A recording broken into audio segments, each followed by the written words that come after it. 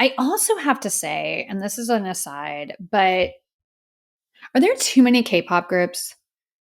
I've been thinking about this and it's like definitely with SM,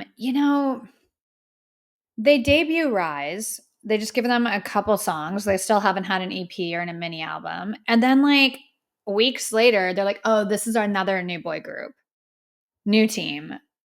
Why are you doing that? You just debuted this group that you haven't even given like a full mini album or EP. And now this week you have aespa, and then 3 days later, Red Velvet's come back. Why are you having your girl groups compete with each other? Why are the young boy groups coming out at the same time? I think it's watering down the product. I think it's kind of for someone like me who loves K-pop, who's really excited about debuts, it's hard to get really enthusiastic about groups because like for Rise, I love them. But from an outsider's perspective, it's like I haven't had time to even learn the names and you're giving me another new boy group. And then with aespa and Red Velvet, I love aespa and I love Red Velvet. Love Red Velvet. But it was like, okay, cool. I have 2 days with this aespa comeback, 3 days with the aespa comeback. Now here's Red Velvet's.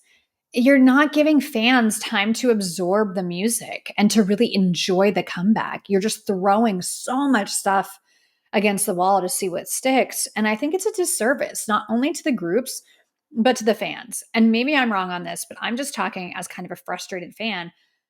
I spend all my time on this. Clearly, I have a podcast about K-pop.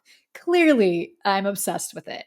And I feel like I don't have time. There's no time to do all the reviews I want to do because there's too much coming out. There's too much coming at me.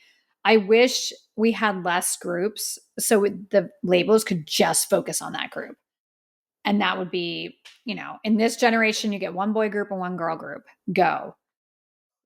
It's just too much. It's too much. And I think when you have two girl groups that have big fan bases on the same label, to have their comebacks within 3 days of each other, it's just bizarre to me. I was like, I love the music SM puts out, but so many of their business moves are confusing. I'm perplexed by how they move as a business sometimes. Anyways, let's move on. I want